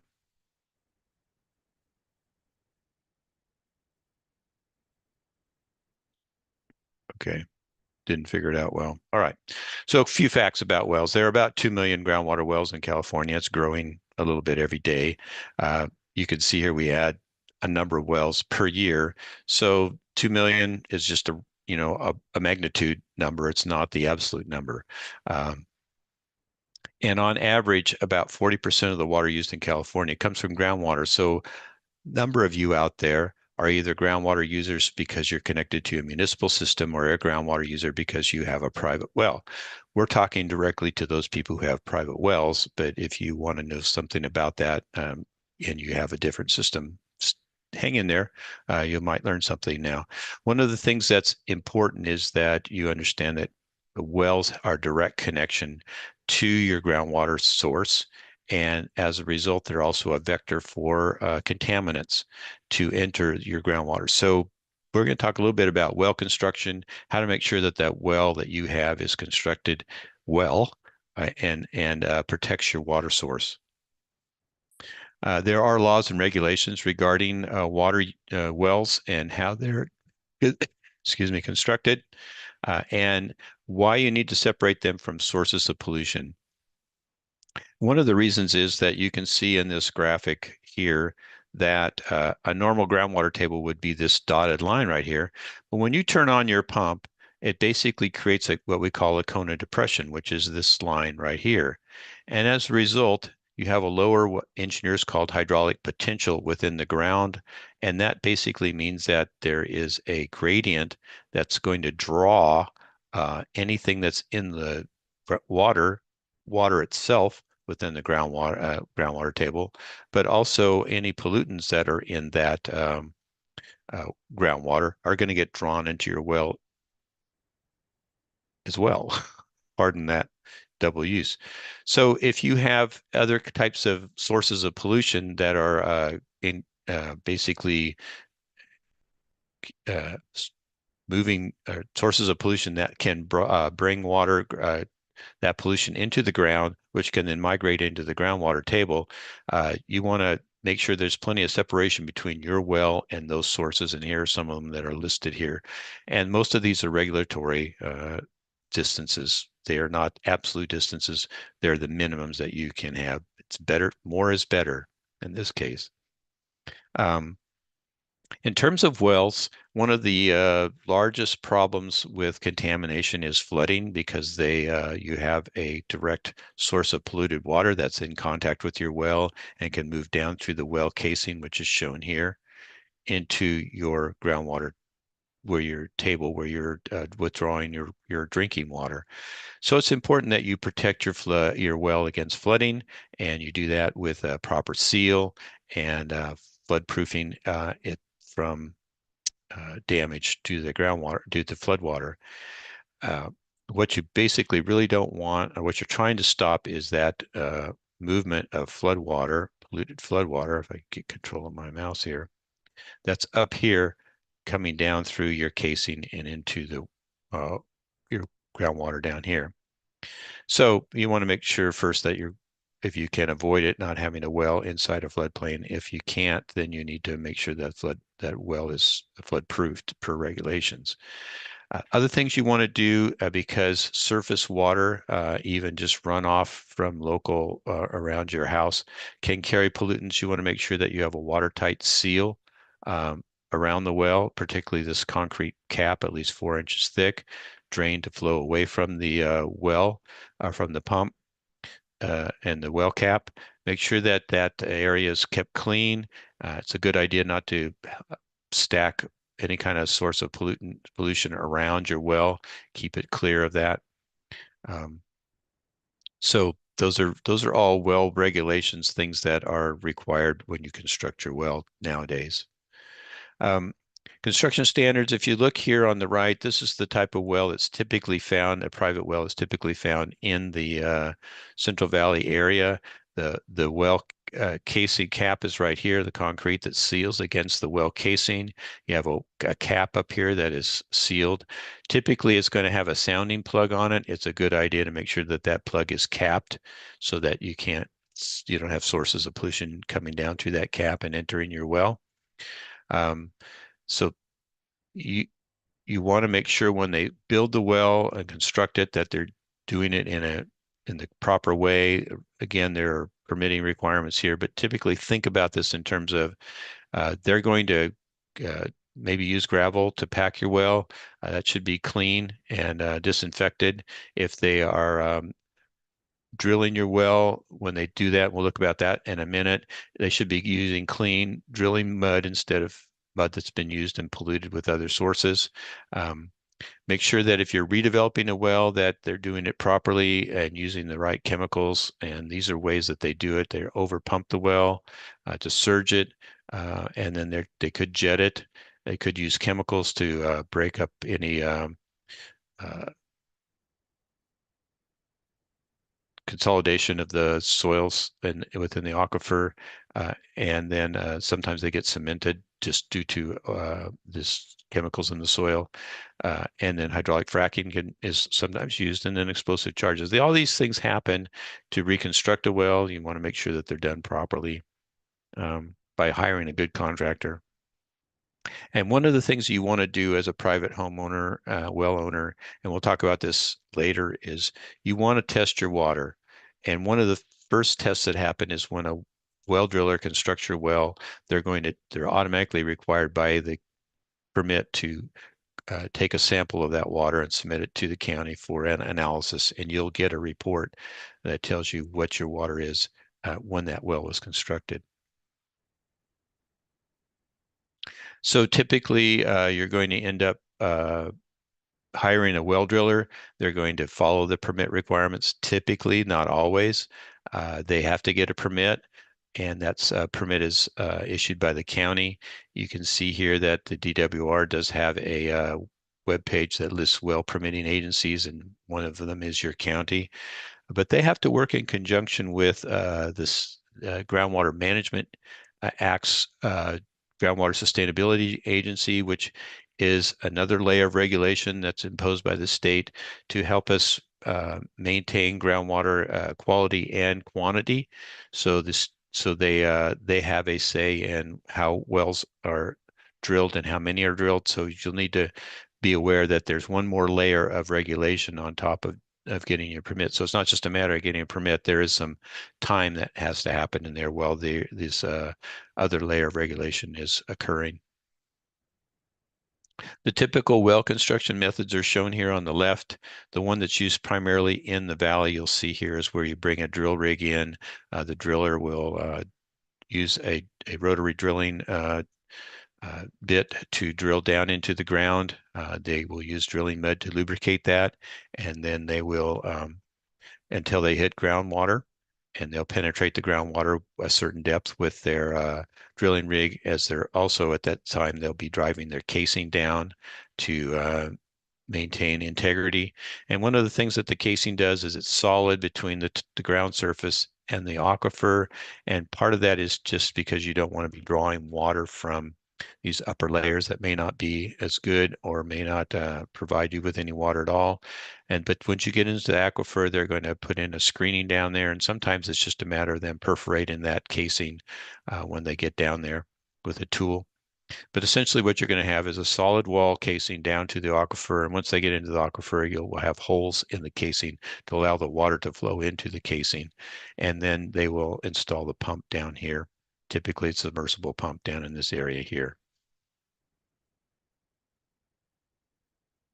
Here's another picture of a system. This isn't very typical in the Central Valley, and that your pressure tank is usually outside up here on top. But it just kind of gives you an idea that there is a well here. It has a casing, a screen down here in the aquifer, a seal at the top, which protects the well from contamination. A pump that's typically a submersible pump down here in the aquifer, and then wiring and discharge line that brings the water from the pump up to the pressure tank. And then you have a pressure tank, which can be either a bladder tank or a plain tank. It all depends on what you decide with your contractor. You want to hire a licensed well driller. They must have a C57 license to drill wells. We suggest that they be bonded and insured. You should have that as your protection in case something happens on the job.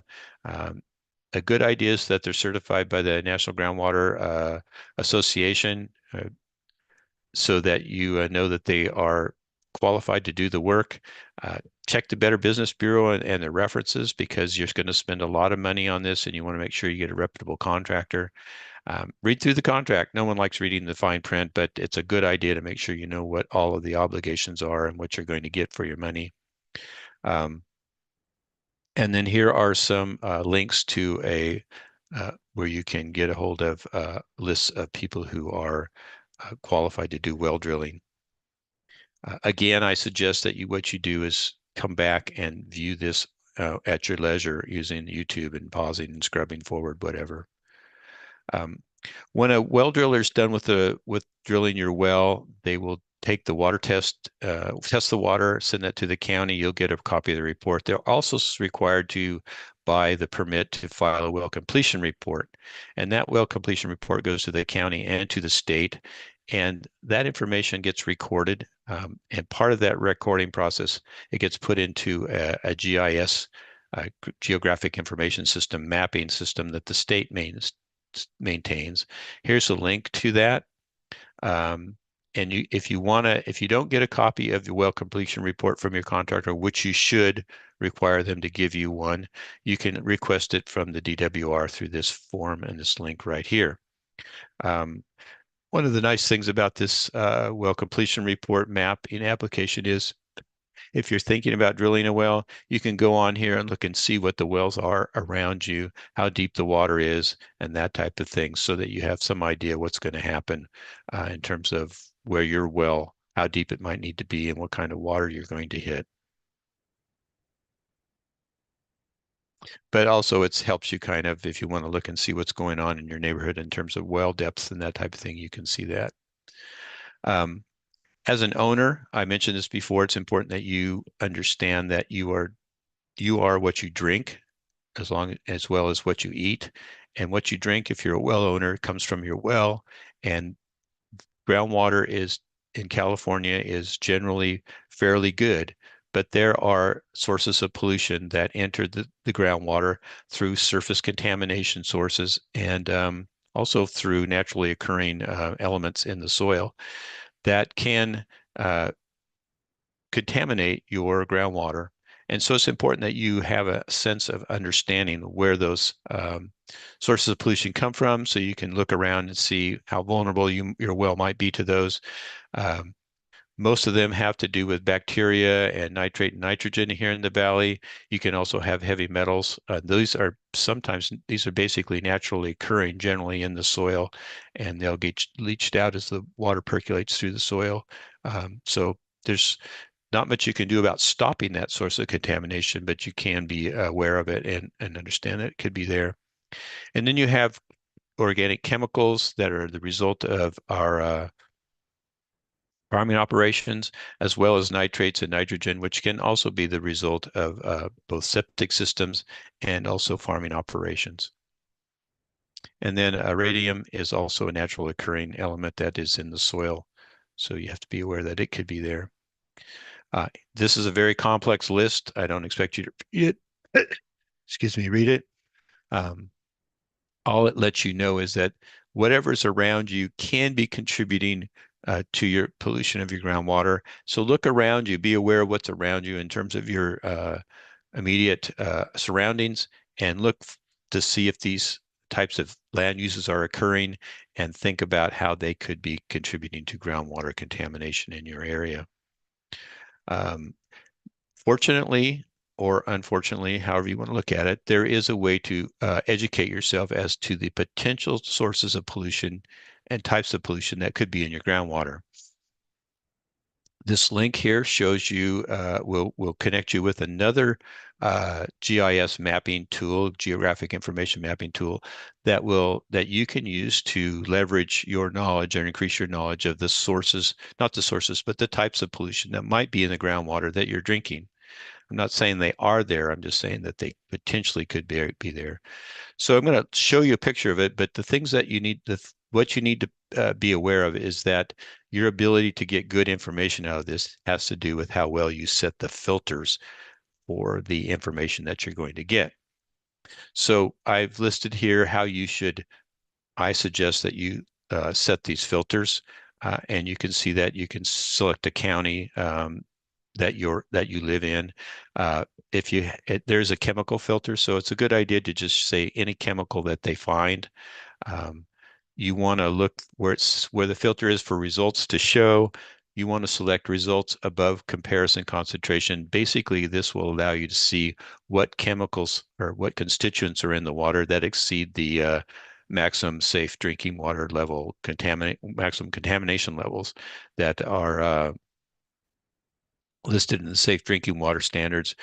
In other words, if it's higher than these concentrations, the Safe Drinking Water Act concentrations, regulations, then you probably want to think about how you're going to manage that contamination.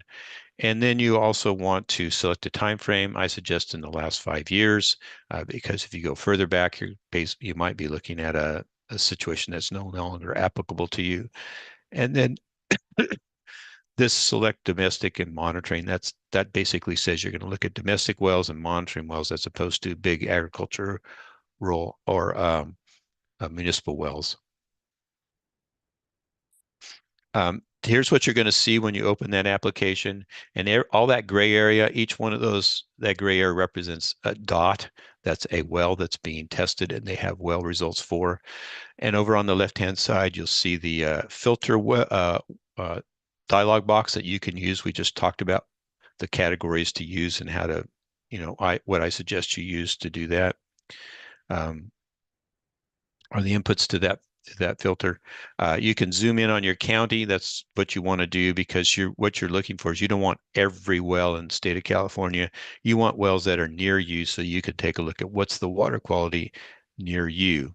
And so you're going to filter down or zoom down, continue zooming down until you find close to where you live. And you can use this area tool here to create a selection of the wells that you actually want to have results for.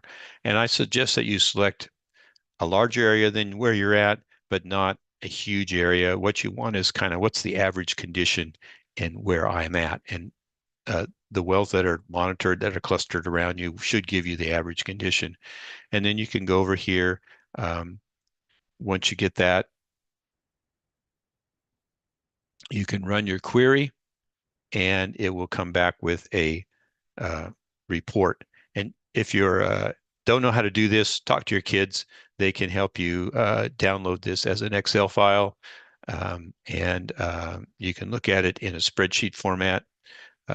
If you don't have Excel, you can always, and you have Google, you can always upload it to a Google Drive and turn it into Google Sheets and look at it. But basically, it's going to show you some things. And what you want to look at is what's the reporting limit, what's the result, what's the chemical name. And these things are important because you want to know what am I looking at in terms of the constituent or the contaminant? What am I looking at in terms of what is the reporting level, which is the level where the contamination exceeds the drinking water standard. And so you want to compare those two. If the number in the result is higher than the reporting limit, you need to pay attention to that and make a decision on if you want to treat your water or not, or change to a bottled water situation. When you and then what we recommend is that you test your water once a year at least. Some people test quarterly. It's not cheap. It used to be a couple $100. I imagine it's probably around $400 now. But here's a list of things that constituents that you should test for. And here we say test once per year. You want to go to a certified lab. Here's a link to the certified labs that are available.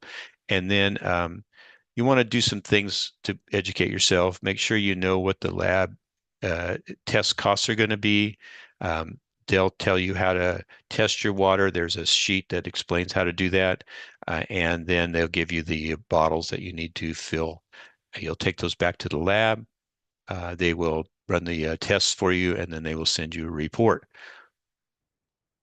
One of the things you want to do is use the gamma site that we just talked about to kind of look for what are the contamination sources or constituents that might be in my water, and make sure that the lab tests at least for those, along with typically a drinking water standard suite. If your well turns out to be contaminated, we recommend that you discontinue use. First things you want to do is make sure that what the source of contamination is not local, via cracked seal or broken concrete cap or what have you. And also some things you want to think about when you're using your water. If it smells like fuel or has a chemical odor, just don't use it anymore. And don't try to boil it to treat it, because the boiling will not remove the constituent. If the gamma site indicates that you might have volatile organic carbon types of contaminants, you want to test for those immediately, and do not try to boil your water to treat it, because all you're going to do is create an aerosol of those contaminants, and you'll be breathing them instead of drinking them, which isn't not good. If you have biological contamination, you can treat that by boiling, or you can disinfect with a different disinfectants. Here's a kind of a long list of sort of a recipe on how to treat your well if you have a biological contamination. But basically, it's bottom line is you're going to dump some bleach down your well, and depending on what your well size is, etc., it depends on how much bleach you dump down there. Again, and just in terms of an owner, we have some things that a checkoff list here. We suggest you test your water once per year. You want to make sure that your pressure system is working well, particularly if you have a pressure tank and it's a bladder tank. You want to make sure that you're checking the pressure in there, that the bladder hasn't split open, because once that happens, you're going to reduce the efficiency of the system. And so it's a good idea to just check these things once a year. You can check it by watching the pressure when the pump comes on and when it goes off. And if it's not registering those properly, it probably means there's a problem with the bladder, or if the pump is running excessively. Good idea to pull and inspect the pump and discharge pipe once every 10 to 15 years. I know we don't want to remember to do that, but it does happen. I had a neighbor who had a well that pump that was about 15 years old, and because of the grit in the water, the impeller blades had basically, which is the impeller is what spins around and forces the water up through the discharge pipe, had eroded away, and his pump was running 24/7 and not moving any water. And so his electric bill became tremendous that 1 month. So they had to replace the pump. But if he had been looking at that on a regular basis, it probably would have noticed the wear on the impeller and replaced the pump. We ended up replacing our pump, not because it wore out, but because we were getting enough water coming through our well, so we had to reduce the discharge rate. But we also ended up having to replace the discharge pipe because it had tuberculated over the years. Inspect your pressurized tanks once a year. Make sure your pressure switch and pump contacts are clean. That's a good idea to do that almost on a monthly basis, but certainly annually. One year we had our pump would not come on, and I went out and checked the pressure switch, or the pressure switch, and somehow ants had colonized that and had gotten fried between the contacts, and the contacts weren't closing. So there's some maintenance work that had to be done there. Don't mix chemicals or spray around your well if you can avoid it, and then keep the area clear around your well and pump so that you can access it. And if you have a storage tank, which we had, one of those big polypropylene tanks that hold whatever it is, 7,000 or 8,000 gallons, make sure you disinfect that once a year with unscented bleach solution. It's basically dump a gallon of bleach in there and let it do its job. Here are some resources. If your well goes dry, you're not alone.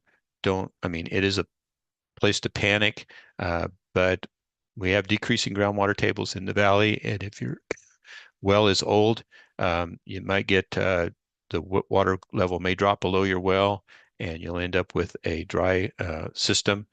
Here's some resources you can contact and start getting help for your water, and replace that well with bottled water.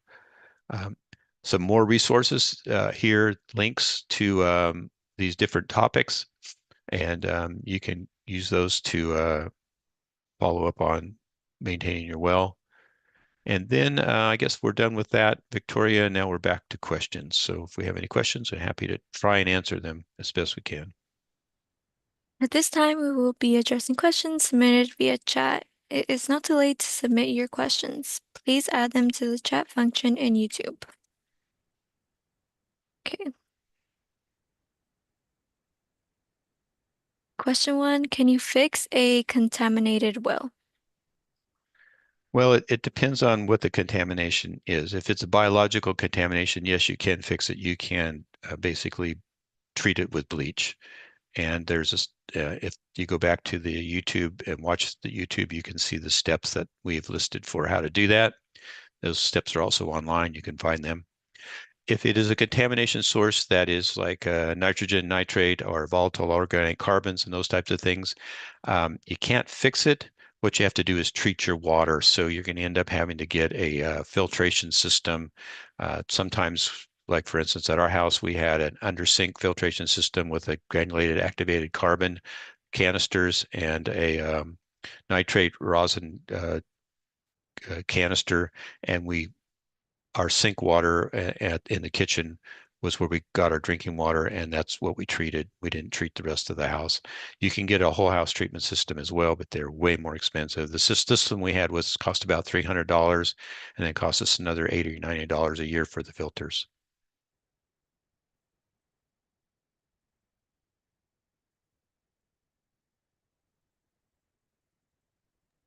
All right, that was all the questions in the chat. If you have additional questions that we did not address, please email us. Thank you for joining us for this session. We hope it was informative. This session was recorded and will be available on YouTube until June 15th. Before we end the session, I would like to invite you to join the CWI listserv by following the link on the QR code. This will ensure you are the first to learn about CWI's projects and events. Thank you again for joining us this morning. We hope to see you in future Water Bootcamp sessions.